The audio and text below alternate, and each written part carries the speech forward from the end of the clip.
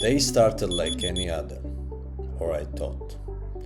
I hit snooze, grab my phone, and I see the message from someone I don't know.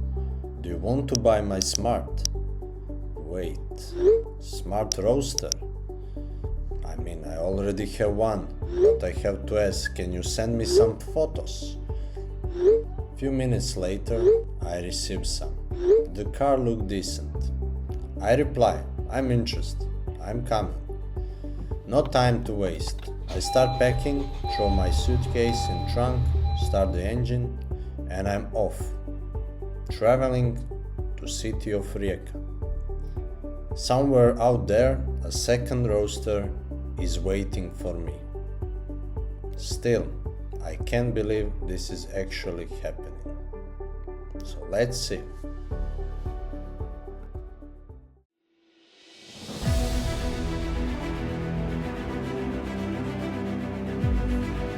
And here it is, a 2003 Smart Roadster, notchback version with 60 kilowatt engine. The car comes in a striking blue color with a silver tritium safety set. It sits on a 16-inch spike-line wheels, and aside from the rear spoiler, everything is completely stock. Let's take a closer look at the condition of this 22-year-old car. Just by looking at it, I notice it might have been repainted, especially the light covers and the bumpers. There is a visible crack on the front bumper, which most likely happened when someone dropped the hood instead of gently lowering it and pressing it down the proper way. The car is fitted with pretty new Goodyear tires, which is always a nice bonus. However, the brake discs looks like they will need to be replaced soon. The previous owner swapped the original wiper blades for some modern aero style one. And for the roof, it seems undamaged, but it has shrunk a bit in the middle. That's quite common on roadsters due to age and exposure to the elements. As you can see, the most of exterior plastics are faded, and I plan to restore them in a future video.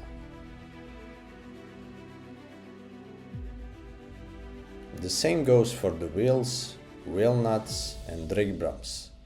They all need a proper detailing session. Now about the aftermarket rear spoiler. I'm still deciding whether I keep it or not. At the back there are few scratches from the parking, the towing hook cover is missing, and the rear valance feels a little bit loose and will need some adjustment. There are also a few cracks on the rear bumper. Looking underneath the car, I noticed some oily spots, which is pretty common for the Roadster. The intake scoop for the intercooler is missing, and the engine bay definitely needs a proper detailing.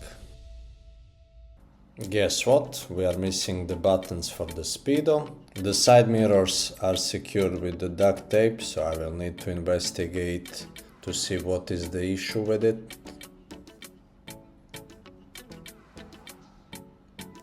Rear left light is cracked, but as you know they are not in production anymore, and if you can find brand new in the stock they are pretty expensive, like 200 something euros. So this is the overall look of the car before detailing and before any actions taken by me. What I noticed when I opened the hood, I could not close it again.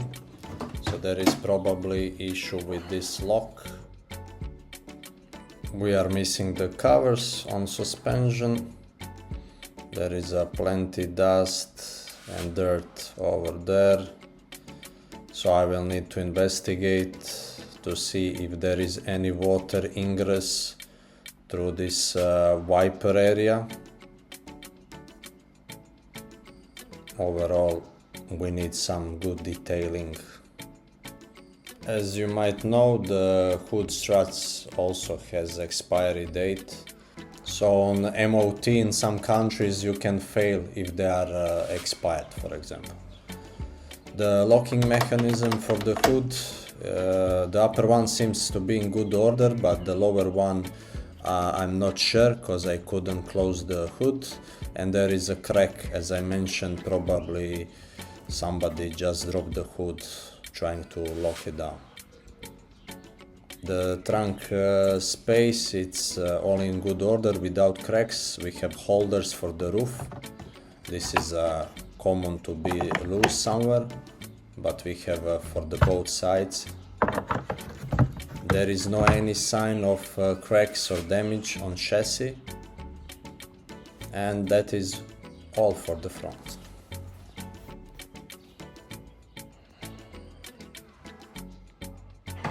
Now let's take the look at the rear end.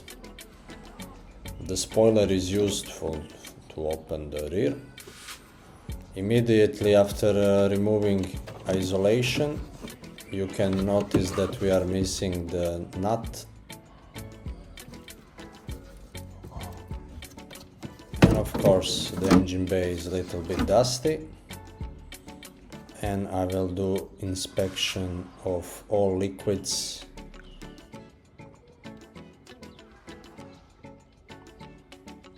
The intercooler pipe for sure is aftermarket. We have K&N filter sticker at least, so I will check what is inside. There is also some service tag, so we will check if it's serviced or not.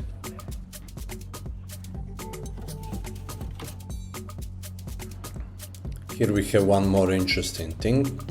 It looks like it was water ingress over there.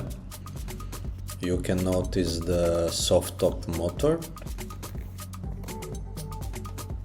And for some reason, the previous owner decided to disconnect it. So I will connect it back and see if it's working or not and what is the issue. Here is a better overview, and you can see the cable that is disconnected.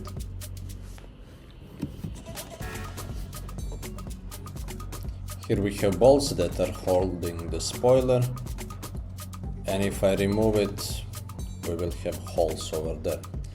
Also the struts, these are holding much better than the front one. Plenty dust, plenty dirt, of course detailing required. I'm waiting some products for detailing to come over, and then I will do like full video how I'm doing detailing for the whole car. So this is it for the rear of the car.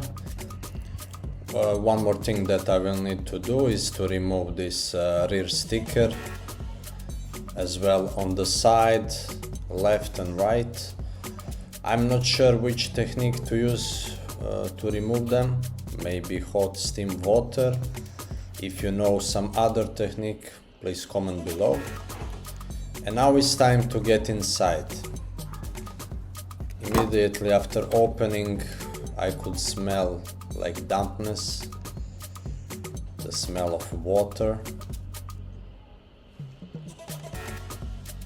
As you can see, we have some products from AliExpress, like seat covers, seat belt cover, and some cover on the handbrake and on the steering wheel.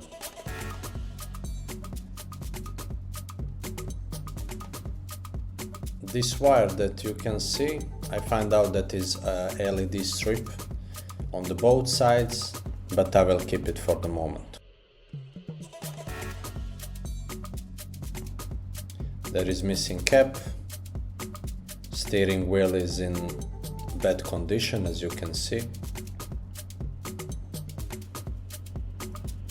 These seat covers need to be removed. The lining of the roof from the inside looks okay. There is damage on the mirror. This is from aging, of course. The floor mats.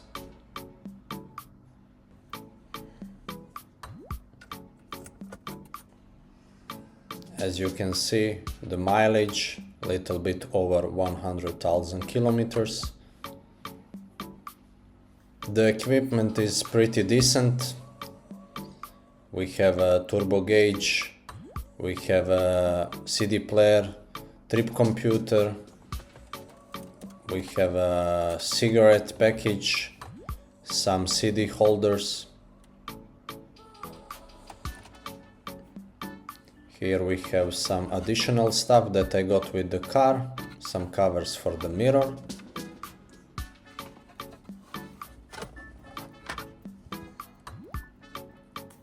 Here you can see another wire that is going for the LED strip. We have wires for the windows. The right one is damaged probably, so I will do replacement of that one. Aftermarket gear knob, not in place. Electrical side mirrors. The key also need to be replaced, this plastic. The seat is damaged, as you can see. The passenger one looks much better. And these covers on steering wheel, I think, need to go away.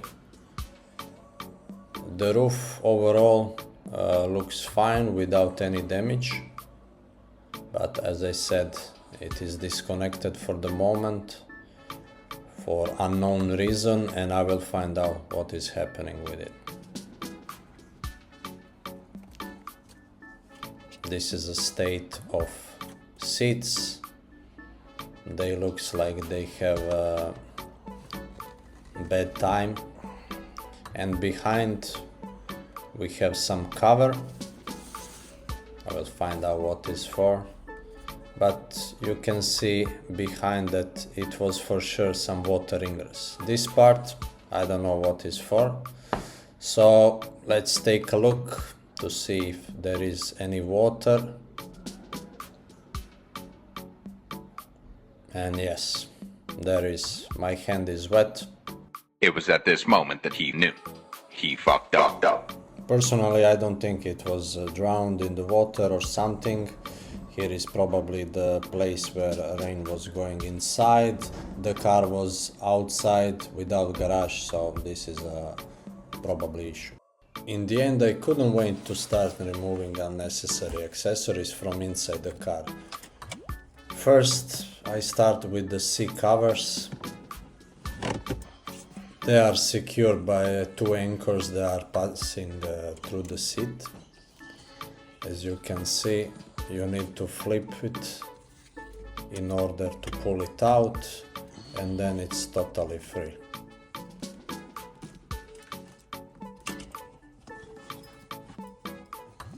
Now we have better view of the seat and how it looks. I will do same for this cover that is on the seat belt. I think it is unnecessary. Maybe it looks cool, but I don't like this color. Same for this add-on on the steering wheel. It's cool add-on, but in my opinion totally unnecessary for this project, so I will keep it originally, and that is it from this side of interior. Now let's do another side. I remove the seat belt cover, and I will continue by removing seat cover.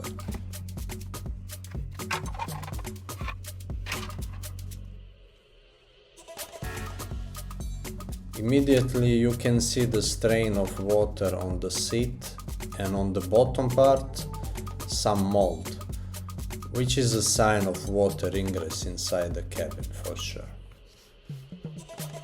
Here is maybe better view of anchors for this seat cover and how you can remove it. The good thing about them is they are covering your seat, and by that you are protecting your seats. And what I notice with them, you are sitting much higher. So if you are a smaller person, this can benefit you. Link for Smart Roadster stuff is in the description. Feel free to check. All stuff that I taken out from the car, I will put in the front trunk, and later on I will see if we can use something.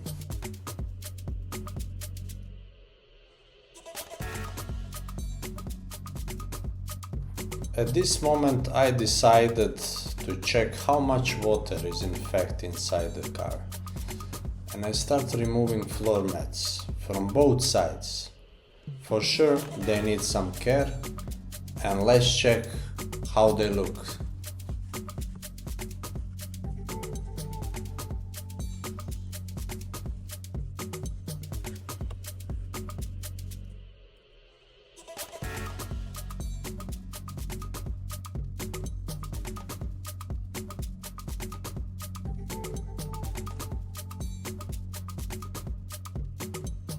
To remove upholstery from the car, I need to remove both seats. They are secured with 4 bolts to the chassis. We need to use Torx T40 to unscrew them.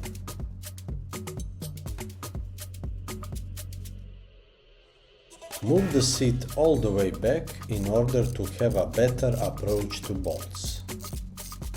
Once you remove 2 bolts at front, move seat all the way forward and remove remaining bolts.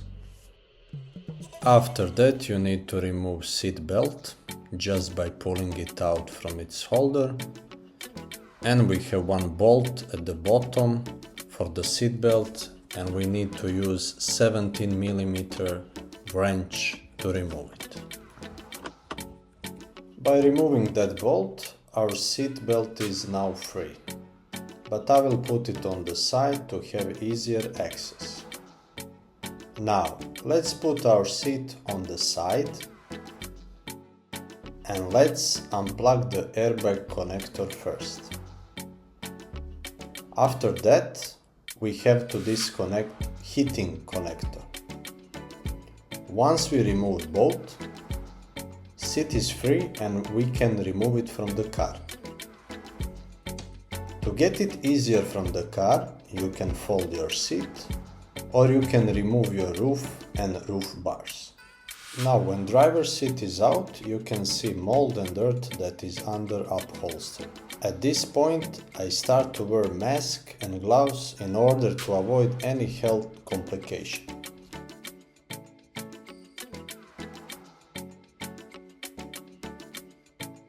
So I repeat same process for the passenger side and remove the seat. Last time when I checked the weight, the single seat weighs like 17 kilos. So this is current situation. You can see the mold all over the place. Some stuff that I will use for fast detailing, but inside, as you can see, condition is terrible. So now upholstery will go out. Just for reference, I had some product for the leather and I decided to just take a quick clean up to see if there is any progress. And for the moment, I can tell you there is a difference for sure, but later on I will do proper detailing and cleaning of both seats.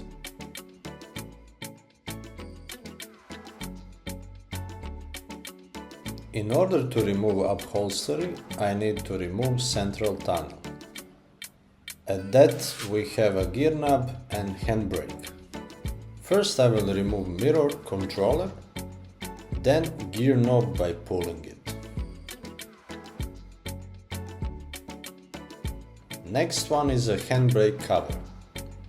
The whole tunnel is secured by 1 Torx. Once it's unbolted, simply take out the tunnel.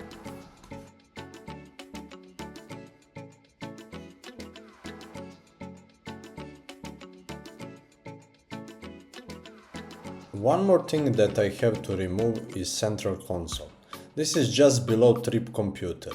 This part is secured by 2 Torx bolts, and in order to get them you need to remove all slots. Same goes for the tire repair kit. I need to take it out in order to get all upholstery outside of the car.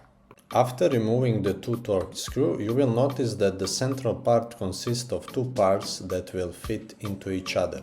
In order to pull them out, you need to separate them by pushing them in opposite direction from each other. Now it's time to lift the carpet over the handbrake and gear shifter and thread the seat wiring through it.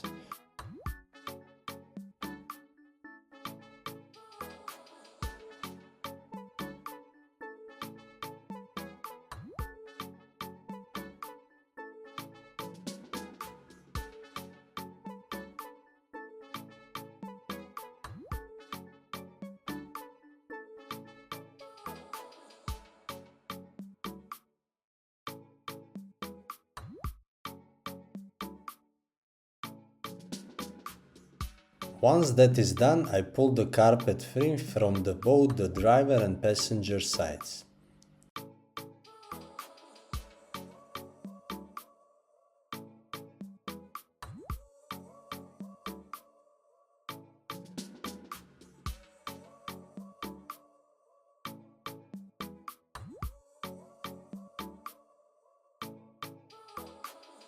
I didn't weight it, but with all the water it soaked up, it felt like it weighed at least 30 kilos.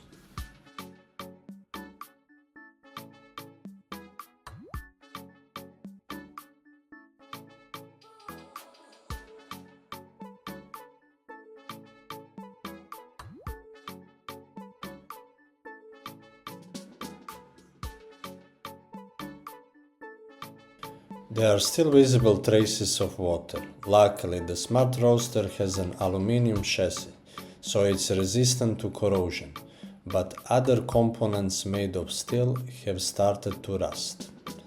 Now the carpet is out and you can clearly see the damage caused by water ingress. Behind the seats there is another section of carpet that is also been affected and needs to be removed. To do that, I first had to unbolt two plastic covers. They look like protectors for the seatbelt tensioners. Once those were off, I could pull the remaining carpet out. Some parts were glued down, but it came out much easier than the first one. Mold is clearly visible on driver's side, and the insulation has turned black. And for the smell, let's just say it's better left unmentioned. Here we can see the seatbelt tensioners. They are marked with different color for each side. Cabling for the roof, and next to it we have the rubber cover below which we have a fuel pump. Next to that you can see the small wire which is for manual opening of the rear trunk.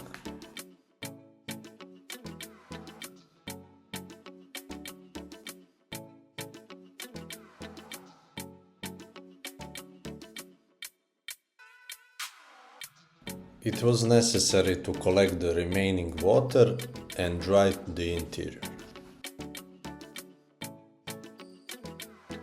At this point I sprayed antibacterial spray and used a brush to clean the aluminum. I also removed the repair kit for a tire to have better access to clean up the rest of interior.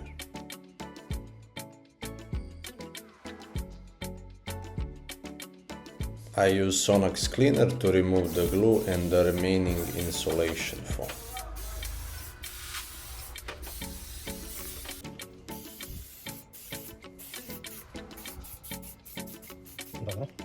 After a few minutes the glue turned into powder and all that was necessary was to vacuum up the residue.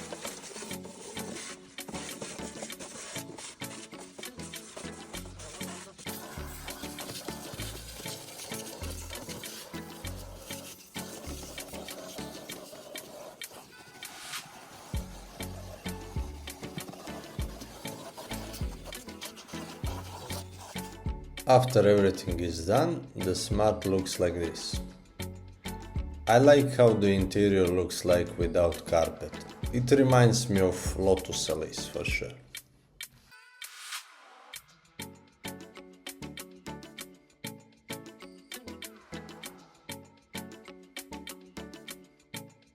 I put all interior parts in the box that need to be disinfected and cleaned before returning them to the car. The inner insulation is outside and drying in the sun. The missing screw for the engine cover has been put back in place. While cleaning, I noticed a cable that was connected to the cigarette lighter. I followed it and came up to the LED strip. I decided to remove it. Installing the center console is simple, and it's done by connecting the left side to the right side by notching them. After that, it was necessary to secure them to the metal bracket with 2 Torx screws.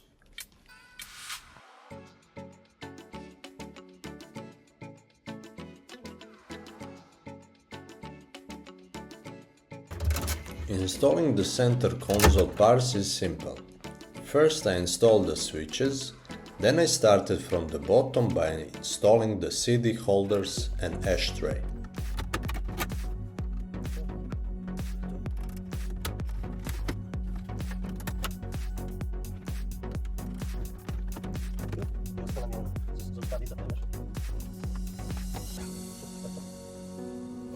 After that comes the center tunnel, which I decide to clean before installing.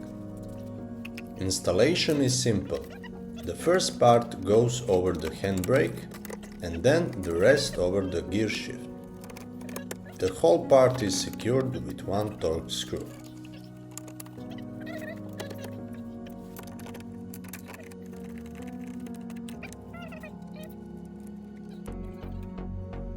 Now is turn off the seats. I decide to put them back until the interior is dry and chemically cleaned. I will need to drive the car to see what defect it has so I can fix it. The procedure for returning the seats is simple. You need to fold the seat so that it can be placed in the interior as easy as possible. I connect the cables for the airbag and seat heating. After that, I can secure the seat in 4 places with Torx screws. We repeat the same procedure on the passenger side, and finally we must not forget to fasten the driver and passenger seat belts. We'll do this with the help of wrench number 17.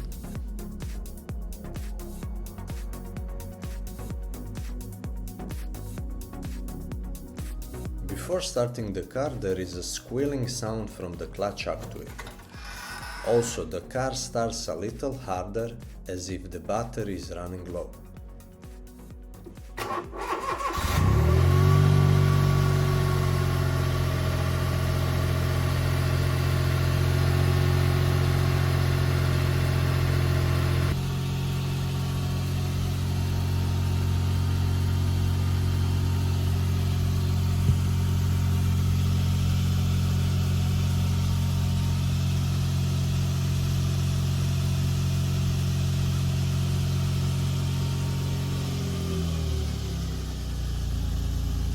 One of the problems I noticed at the beginning is that the previous owner had incorrectly installed the new gear lever.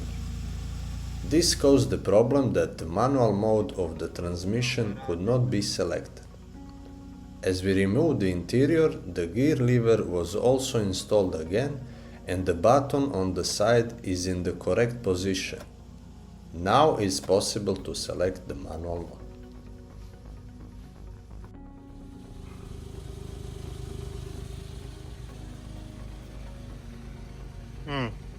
Let me try a roof. The previous owner said that roof is not working, and it seems opa.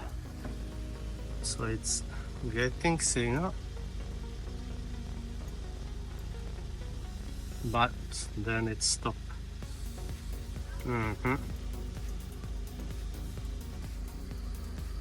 Nothing. Okay, we will need to see switch and motor behind. Okay, that's it for this time. So I noticed that I have extra LED bulb. I will leave the carpet to dry in the sun for a few days and then try to clean it with chemical cleaner to get rid of unpleasant smell and dirt. If you have any advice on how to get rid of these black spots on sponge, please write in the comments. So here we have problem. Changing gears is rough as hell. It's unbelievable. And it's changing at 5,000 something. And downshifts, it's even worse. It's a knock. Huge knock.